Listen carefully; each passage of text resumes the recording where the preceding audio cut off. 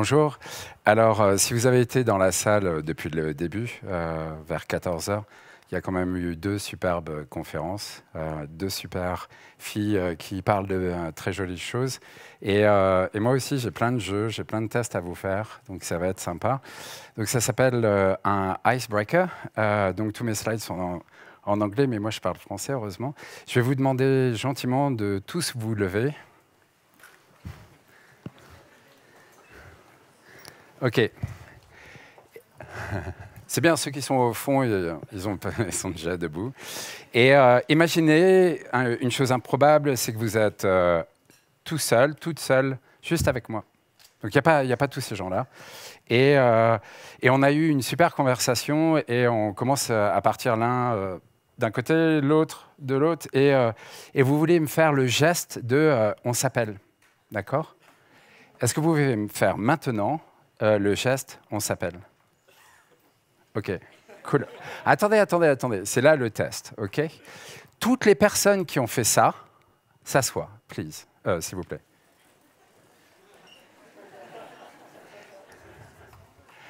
Alors, tous ceux qui se sont assis, vous êtes vieux, d'accord? Merci, vous pouvez vous asseoir. Pourquoi je vous dis ça? Bon, ça, déjà, c'est une technique quand vous êtes speaker ou si jamais vous voulez le faire chez vous, c'est prendre le contrôle de la salle. Ça, c'est assez rigolo. Donc, pourquoi cette histoire? Parce que mon petit garçon de 5 ans, il y a 2 ans, donc il avait 3 ans, je lui dis Sacha, est-ce que tu veux qu'on appelle ta maman? Et il fait ça. Donc, vous êtes vieux si vous faites ça. Parce que ça n'existe plus dans nos maisons. Après, ceux qui sont restés debout, on peut se parler après la keynote. Je serais très curieux de savoir c'était quoi votre geste. Je vois des gens qui écoutent leur téléphone comme ça. Je peux comprendre. On a designé des trucs cool chez Apple, mais je pense qu'on n'avait pas pensé à votre... Bon, allez, il faut que j'avance. Merci pour ce petit test. Aujourd'hui, j'ai envie de vous montrer aussi que ce que disait Noémie à propos de l'intelligence émotionnelle, en tant que designer, on peut jouer aussi avec vos émotions. Donc là, vous avez rigolé. Et dans cette keynote, j'ai utilisé une palette de couleurs qui va avoir un effet sur vous, plutôt positif. Et donc, j'utilise souvent les gens de Awesome Color. Sur Insta, ils font des très très jolies associations de couleurs. Donc si vous n'êtes pas designer et que vous avez envie d'utiliser les couleurs à la mode, Awesome Color, super cool. Si vous voulez comprendre le monde, c'est un peu provocatif, il faut comprendre la publicité. Parce que, au fond, il y a tellement d'argent qui sont dépensés dans le monde de la publicité, par rapport à toute l'industrie, toutes les marques, que j'avais envie de vous montrer 4 slides à propos de 4 stats qui sont absolument incroyables. Donc la première, c'est regardez le graphe en haut et plutôt au milieu en 2016. Pour la première fois, les investissements sur Internet sont arrivés au niveau des investissements publicitaires sur la télé. C'est énorme. Ça s'est passé il y a 3 ans. Et on l'avait tous prédit, parce que la courbe orange, elle était absolument parfaite et prévisible. Là où c'est assez incroyable, c'est que l'année dernière, vous regardez ce graphe de 2 manières. Tout est plat, sauf Internet. Donc au moins, vous savez où investir. Le deuxième stat que j'ai trouvé qui était absolument intéressante, c'est ce rapport desktop-mobile. Et sur le desktop, quand on va tout à gauche du graphe en 2012, c'est 91% de la publicité allait sur le desktop et 9% sur le mobile. Et on sait avec l'avènement des smartphones que tout a bougé vers ça. Et aujourd'hui, enfin l'année dernière, on est plus à 35% sur le desktop, 65% sur le mobile. Il n'y a pas d'hésitation. Je veux dire, c'est vraiment, on sait maintenant qu'on est rentré dans l'ère du mobile à fond. Et la troisième stat, en fait, que j'avais vraiment envie de partager avec vous, qui est vachement importante pour designers, mais aussi pour tous les gens qui font des apps, des services ou des produits, c'est ce rapport de la vidéo. Et je vais vous montrer un use case. Donc en 2016, c'était à peu près équilibré, c'est-à-dire que la vidéo sur les desktops et la vidéo sur le mobile, c'était à peu près la même chose. Mais là, l'année dernière, on est à 10 milliards d'investissements sur le mobile, alors qu'on est c'est assez plateau en fait sur le desktop. Donc vous voyez, la télé, c'est un plateau, le desktop, c'est un plateau, mais le mobile, c'est un truc qui marche énormément. Il y a récemment une stat qui a été annoncée, c'est qu'il y a à peu près 5 milliards d'adultes sur Terre, donc plus de 15 ans, c'est cette stat-là, et il y a 5 milliards de smartphones, donc la messe est dite. Il y a Apple d'un côté, Android de l'autre, et voilà, UI sont morts, je pense. Donc mon conseil, si vous voulez faire de la pub, c'est Internet sur le mobile, et plutôt en vidéo. Et je vais vous montrer pourquoi je dis ça. Donc un petit case study. J'ai pris 4 apps sur mon téléphone qui ont des vidéos. Donc la première, en blanc, c'est The Guardian, avec juste une vidéo. La deuxième, c'est LinkedIn. Troisième, c'est Insta. Et quatrième, c'est Snap. Et vous voyez les formats de vidéo. Donc si on enlève l'image et qu'on garde juste la surface, d'accord, de vidéo, pas besoin de faire des maths, hein. Il n'y a pas besoin d'être un gourou en marketing. Je pense que tout est dit là. C'est-à-dire que le landscape, le paysage, c'est mort. J'ai jamais vu personne regarder une vidéo et tourner son téléphone. Ça n'existe pas. Les gens regardent parce qu'ils sont en train de scroller sur Facebook, etc. Donc, c'est pas un truc qu'on fait naturellement. Donc, si vous devez vous exprimer en vidéo, s'il vous plaît, au minima, faites quelque chose de carré. Vous aurez plus de traction, d'attraction visuelle. Donc, je vous montre une vidéo, vous connaissez tous, Brut. Ce qui est très malin en fait dans cette vidéo, 1, c'est carré, donc c'est parfait. 2, c'est brandé, donc il y a brut.com, et mettez pas votre logo, le truc qui est impossible à lire, mettez de la typo, quelque chose qui est facile à lire. Les gens ils sont feignants, on le sait. Le deuxième truc, c'est que la simplicité en fait, de mettre des sous-titres, ça ne coûte rien de mettre des sous-titres parce que le contexte d'utilisation d'un smartphone, ça peut être dans des environnements où je n'ai pas envie d'avoir le son, où je ne peux pas écouter le son. Si je regarde une vidéo et que ma femme dort à côté, je n'ai pas envie que ça fasse du bruit. Donc j'ai envie de lire, et du coup, aujourd'hui, je crois que j'arrive même plus à regarder les vidéos s'il n'y a pas des sous-titres, parce que dans mon contexte d'utilisation, c'est pas top. Et la simplicité en fait du design de Brut ou de ce genre de vidéo, c'est que c'est des jolies images, mais c'est simple, c'est facile à comprendre, c'est pas de la télé, c'est du mobile, donc c'est petit. Donc faites simple. Donc ça, c'était la petite intro. Et j'ai envie de vous parler aujourd'hui de design, de confiance et d'optimisme. Et ces 3 piliers-là, je les utilise tous les jours. Je travaille pour une fintech. Et quand vous parlez d'argent, dans la pyramide de Maslow, c'est les fondations. Donc si vous vous trompez en fait, dans votre design, vous affectez la vie des gens. Donc c'est assez sérieux. On ne sauve pas les vies, mais on peut facilement endommager des vies si on travaille pas terrible. Enfin, si notre travail n'est pas terrible. Donc 3 piliers, 3 choses à retenir faciles. La première chose, c'est le design. Et donc, on avait fait une conférence en janvier avec toute l'équipe, il y a 200 personnes. Et le Head of Design a sorti une phrase que j'ai trouvée absolument géniale, qui est de dire tout le monde est un designer. Ça, c'est le meilleur moyen pour faire des copains chez le marketing et chez le produit, quand on est designer. Donc, c'était assez intelligent. Donc, si tout le monde est un designer, what the fuck is a designer? Donc, c'est quoi, quand vous googlez la définition de designer, il y a à peu près 207 millions de résultats. Donc, on ne va pas perdre notre temps aujourd'hui. Je vais vous en donner une parmi les 207 millions de définitions, qui, pour moi, illustre assez bien ce que je pense qu'on est tous, ici, dans cette salle, des designers. Donc, en pratique, toute personne qui crée une expérience peut se référer à être un designer. Donc, on va jouer à un autre jeu. J'adore les jeux. Okay. Donc, je vais vous montrer 4 slides. Okay. Et vous devez, parce que vous êtes tous des designers, vous devez me dire si c'est un bon design ou un mauvais design. Okay. Donc, et vous, il ne faut pas réfléchir, d'accord? Donc, je compte jusqu'à 1, 2, 3. Et quand vous voyez à la fin, vous dites bon ou mauvais. Vous êtes prêts? Ouais. OK. 1, 2, 3. Bon ou mauvais? J'ai entendu des bons. Hein. Si, j'ai entendu des bons. Bon, ça va, ça me rassure. OK. 1, 2, 3. Bon ou mauvais? Ah, c'est pas si évident que ça. Donc, on va pas faire de clichés.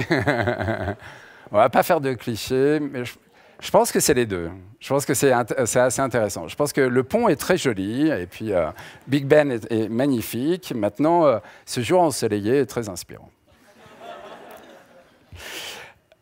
1, 2, 3, bon ou mauvais? Bon, ça, c'est typique. Ça, vous payez une fortune pour une licence des Minions, et puis vous êtes trop content, et puis votre dear market, il dit ouais, on va mettre de la fraise, les enfants, ils aiment la fraise, ouais, pas de problème, et tout, tu as payé 2 millions pour les Minions, t'es content, et tout, tu sors ton truc, fais, ça va, on va réussir. Ouais, vous avez oublié les tests utilisateurs. Et ça, c'est chouette. Moi, je trouve ça assez sympa. Donc, le dernier slide, on parle après la keynote si jamais quelqu'un dit 1, 2, 3, bon ou mauvais.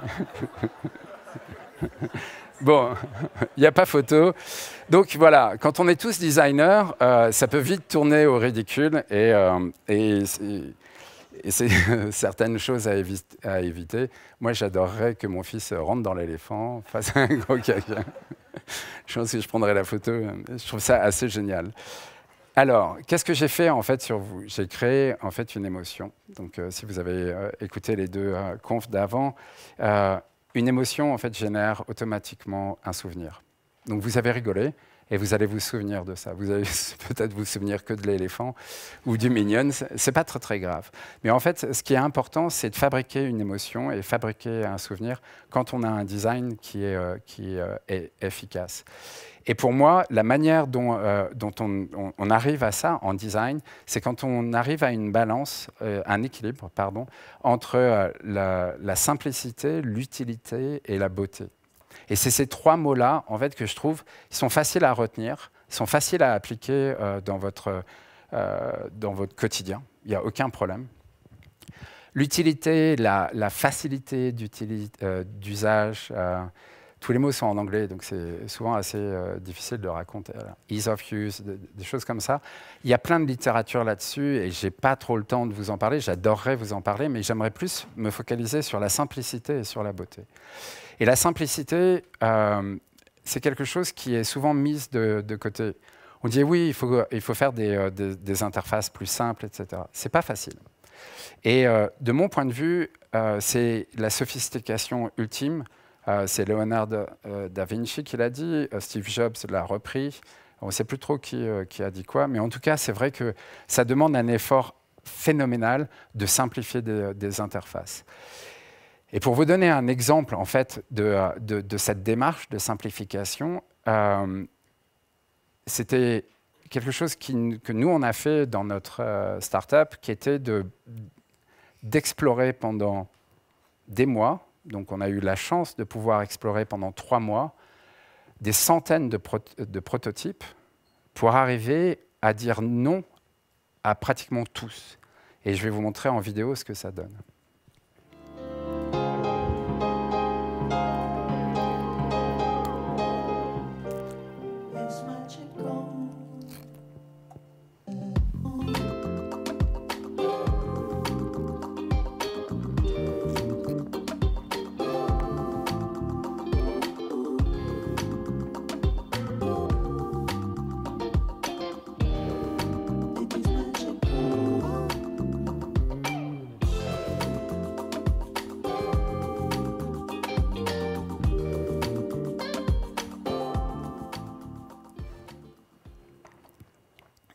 Beaucoup de boulot, beaucoup de transpiration, beaucoup de non, mais à la fin, je pense qu'on va réussir à faire un produit assez cool.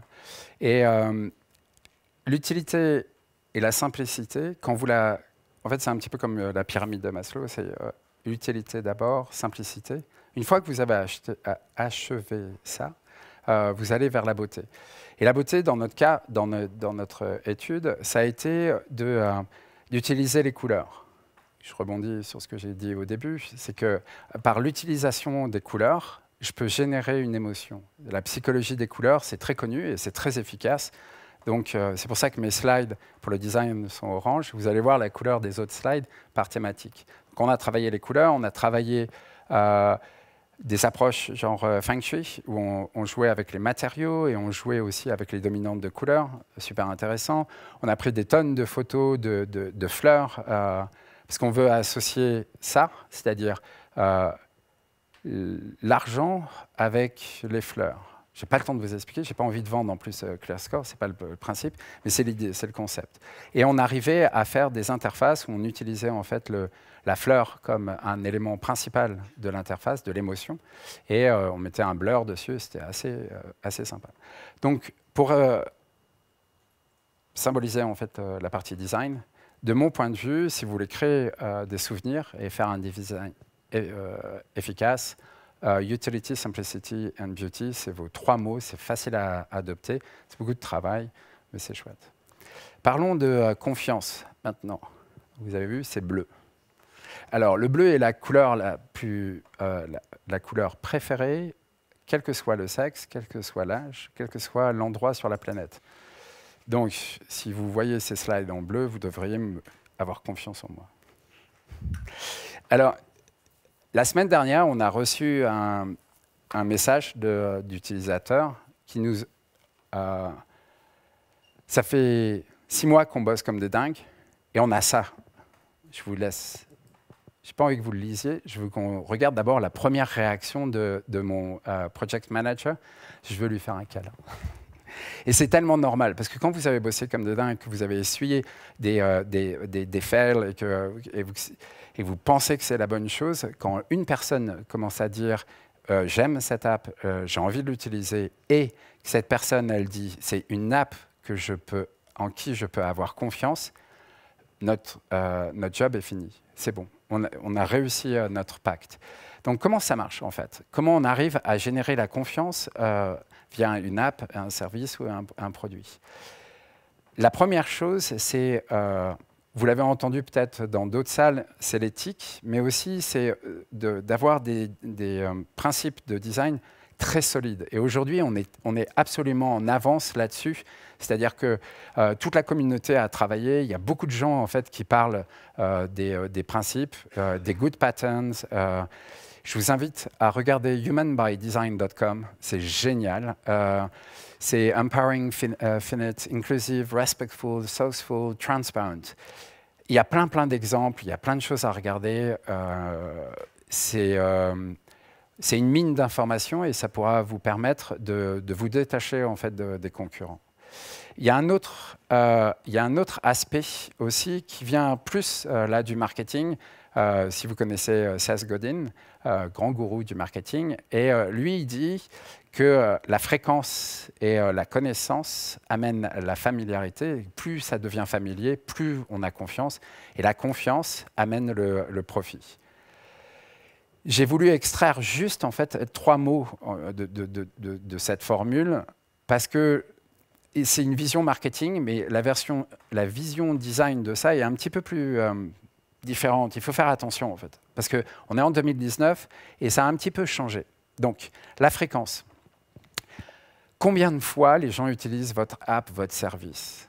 Et vous avez toujours quelqu'un dans la boîte, surtout le market, de dire il faut augmenter la fréquence, il faut que les gens viennent, il faut que les gens viennent. Et je pense que c'est fini, ça. C'est un paradigme qu'il faut enterrer parce qu'on est en 2019 et il se passe ça. Ça, c'est quand on veut faire une diète tech, parce qu'on sait, on a toutes les stats de tous les usages, combien d'heures par jour on passe à regarder ces conneries. C'est génial, c'est super, c'est de l'entertainment. Je suis un grand fan de Netflix, il n'y a pas de problème. Mais le temps qu'on passe là-dessus, ça a été designé pour que vous restiez sur ce feed.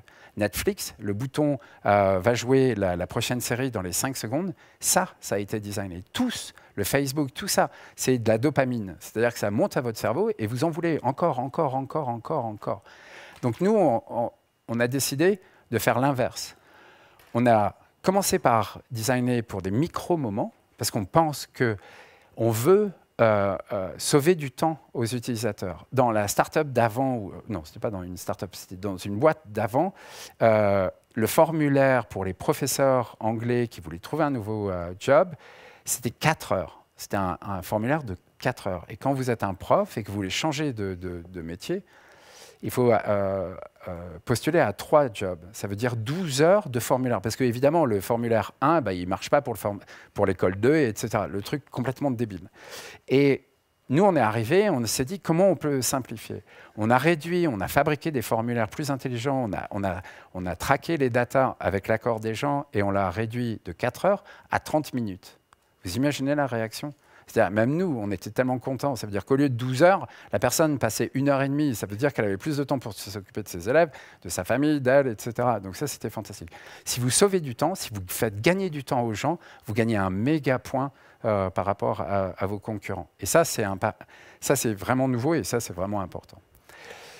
Donc, un exemple, c'est que on a beaucoup en fait, de formulaires dans notre app, parce qu'on a besoin de savoir des choses sur vos habitudes financières. Donc on s'est dit, les micro-moments, c'est 5 minutes maximum. On est aux alentours de 3 minutes, donc ça marche relativement très très bien.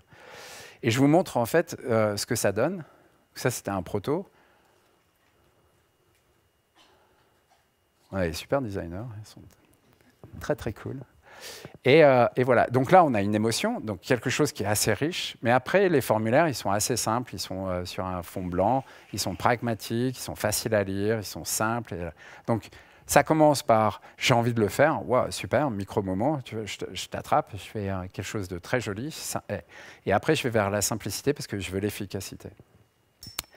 On a parlé de la fréquence et maintenant la connaissance. Donc le seul moyen en fait de bien vous connaître et de connaître vos utilisateurs, vous avez déjà entendu parler de ça, les recherches, les tests utilisateurs. Il faut aussi, je pense, imprégner dans vos teams le fail and fix. On s'est planté un nombre incalculable de fois, mais chaque fois, on mettait ça sur un mur qu'on appelait le parking wall. Chaque fois qu'on ratait quelque chose, et on mettait sur un mur tout ce qu'on ratait. Et 6 mois après, quand on était en pleine prod et qu'on était en train de chercher des idées, parfois on se retournait et on se disait « Ah, mais c'était là, c'était là ». Donc le fail qui est il y a 6 mois peut être un fix d'aujourd'hui. Non, fix, c'est pas terrible en français. Et je vais vous montrer un super fail et je vais vous dire pourquoi c'est un fail. Donc, à la base, on se disait... Attends, ouais, ça va marcher. On voulait faire le dark mode. On se disait, c'est génial, les gens, comme on ne sait pas trop si c'est le soir, s'ils sont dans le noir, etc., on n'a pas accès à tous les capteurs, on s'est dit, ouais, on va leur offrir la possibilité de faire du dark mode avec le doigt. Bon, c'est super joli. Mais personne ne l'a trouvé. Mais genre personne. C'est-à-dire qu'on avait donné ça au UX, au UI, et nous on était trop contents. On fait, ouais, t'as vu, c'est super. Et les gens ils étaient là, ouais, qu'est-ce que je dois tester? Ils scrollaient comme ça. À droite. Ah, ok. Donc ça c'est un méga fail. Ça c'est des gestures qui n'existent pas. Donc tu mets un bouton, c'est dark mode. Les gens font, ah, ok, dark mode. Maintenant, et ouais, hier j'ai vu un joli dark mode. C'était très très rigolo le dark mode. La dernière partie, c'est la familiarité. Donc, plus les gens ont l'habitude de voir des apps, plus ils s'attendent à voir ces mêmes apps ailleurs. Ça a du sens? Donc, ce que nous, on fait, c'est que dans nos tests utilisateurs, on demande aux gens de nous dire ce qu'ils ont sur leur téléphone. Est-ce que c'est Facebook? Est-ce que c'est Netflix? Est-ce que c'est toutes ces apps? Et en fait, on fait la somme de toutes ces apps et on regarde qui est-ce qui est familière et qui est-ce qui est complètement genre Airbnb. Airbnb, c'est bespoke, c'est fait sur mesure, alors qu'il y a des apps relativement très très simples. Donc ce qu'on a fait, c'est qu'on a fait On est allé sur Dribbble. C'est toujours super cool sur Dribbble, c'est toujours super joli, etc. C'est en règle générale assez infaisable, d'accord, parce que les mecs ils utilisent After Effects ou des super logiciels de prototype. Puis après, quand tes devs regardent ça, ils font non mais ça va pas. Non.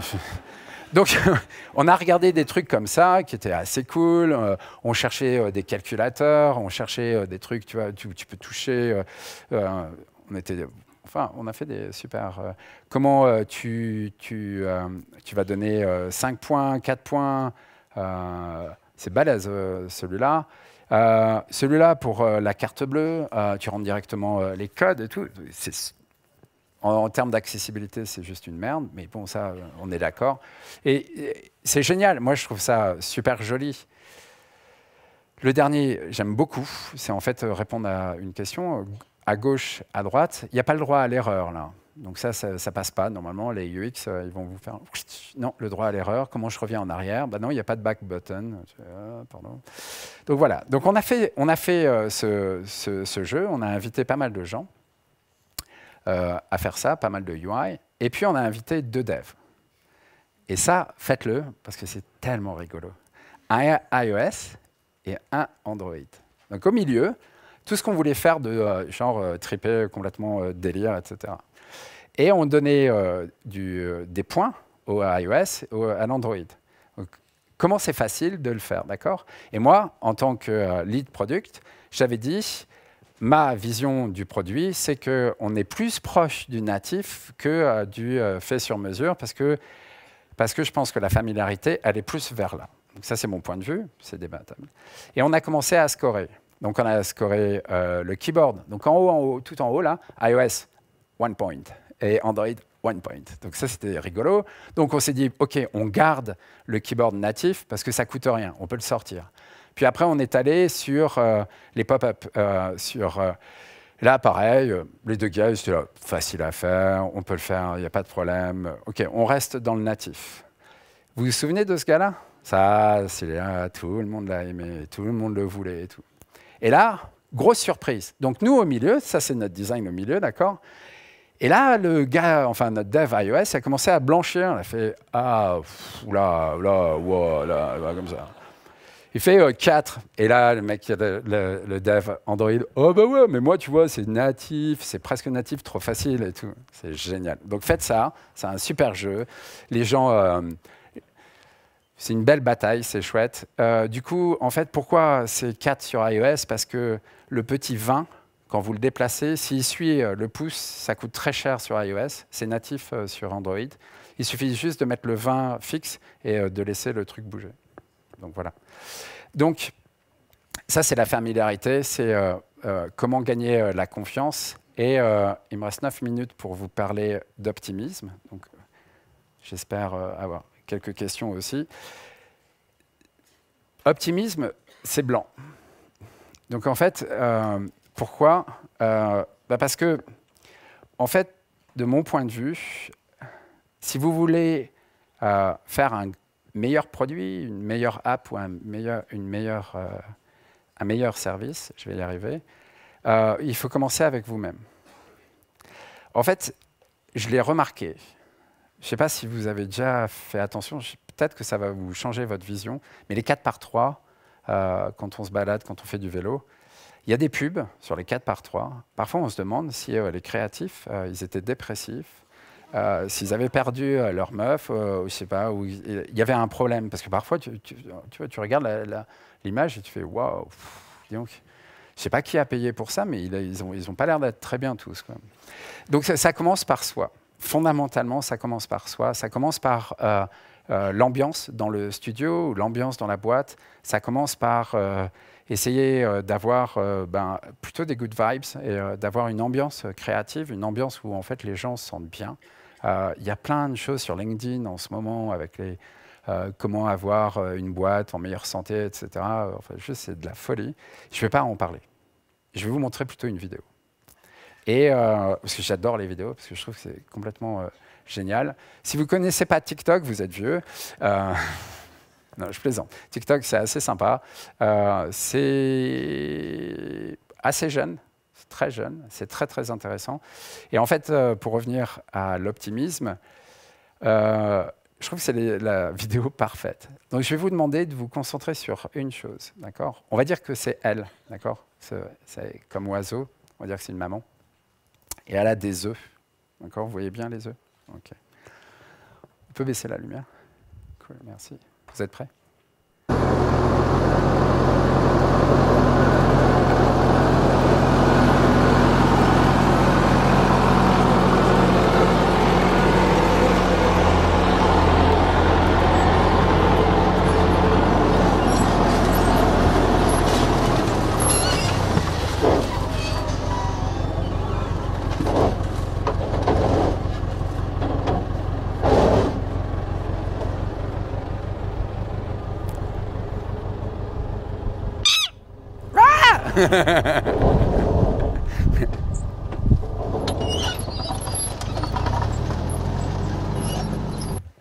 Je l'ai vu 200 fois, 200 fois ça marche.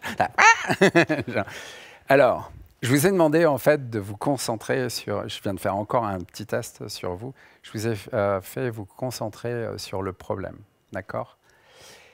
Elle se concentre sur les possibilités. Et ça, c'est fondamental en fait en optimisme. D'abord, l'optimisme, c'est super contagieux. C'est-à-dire que c'est super simple à adopter.